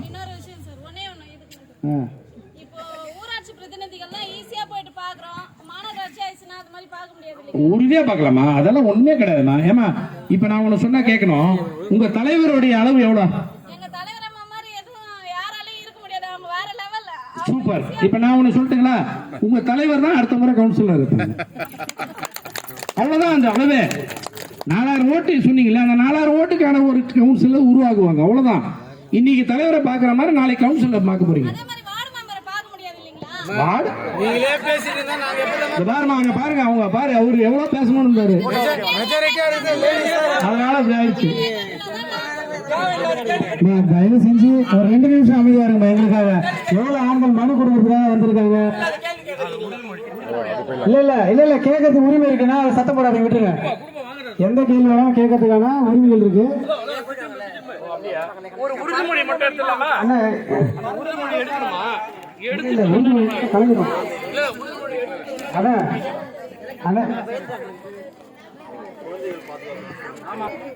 ஏமாவதி அவங்களும் இன்னொருத்தவங்க மட்டுமே நிறைய நேரம் பேசுனதா கொஞ்சம் வருத்தம் இருக்கு சில பேருக்கு. என்னுடைய விருப்பம் என்னன்னா, நான் நினைக்கிறேன், அதான் தலைவர்கிட்ட கேட்டேன், கருத்து கேட்பு கூட்டம்னே எங்க மக்களோட வந்து உட்காந்து நீங்க பேசணும்னாச்சு, சரிமான்ட்டேன். அதனால இங்க இல்லாம நல்லா இன்னும் கொஞ்சம் நிழலான ஒரு இடமாவோ இல்ல ஒரு மண்டபமோ அங்கேயே உட்காந்து உங்களோட இன்னும் கொஞ்சம் விவரமா நான் பேச தயாரா இருக்கேன். சரிங்களா? யாராவது வாய்ப்பு